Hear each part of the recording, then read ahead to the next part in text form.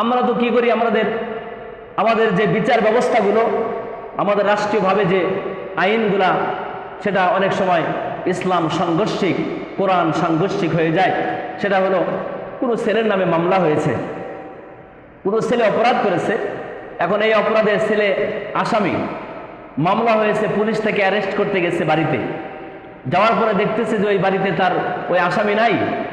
এখন আমাদের দেশে পুলিশ প্রশাসন কি করে, ওই ছেলের বাবা মাকে ধরে নিয়ে যায়, আছে না নাই? আপনারা বিভিন্ন পেপার, পত্রিকা, ইউটিউব, সোশ্যাল মিডিয়াতে দেখেছেন যে আসামিকে না পেয়ে আসামির মা বাবার সঙ্গে পুলিশ প্রশাসন অত্যন্ত জুলুম আচরণ করেছে, তার মা বাবাকে গ্রেফতার করে থানায় নিয়ে গেছে। উপর্যুপরি ভাইদেরকে, নির্দোষ ভাই অপরাধ করে নাই, ভাইকে থানায় নিয়ে যায়, এবং স্ত্রীর, আপনার স্বামী অপরাধ করেছে, তার স্ত্রীকে পর্যন্ত হুমকি ধামকি দেয় কিনা? এটা সম্পূর্ণ ইসলাম বিদ্বেষী। এটা কোনোদিন এই ইসলামে আইনকে অ্যালাউ করে না, গ্রহণ করে না যে একজনের অপরাধে আরেকজন অপরাধী হতে পারে না।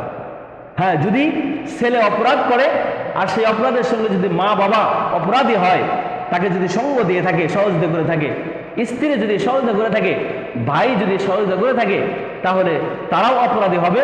তবে সেটা হলো আসামি যিনি, তাকে আগে গ্রেফতার করবে, তার কাছ থেকে কথা বাহির করে তদন্ত করার পরে যদি তার মা বাবা অপরাধী হয়ে থাকে, বাস তখন তাদেরকে গ্রেফতার করে আইনের আওতায় নিয়ে আসা যাবে।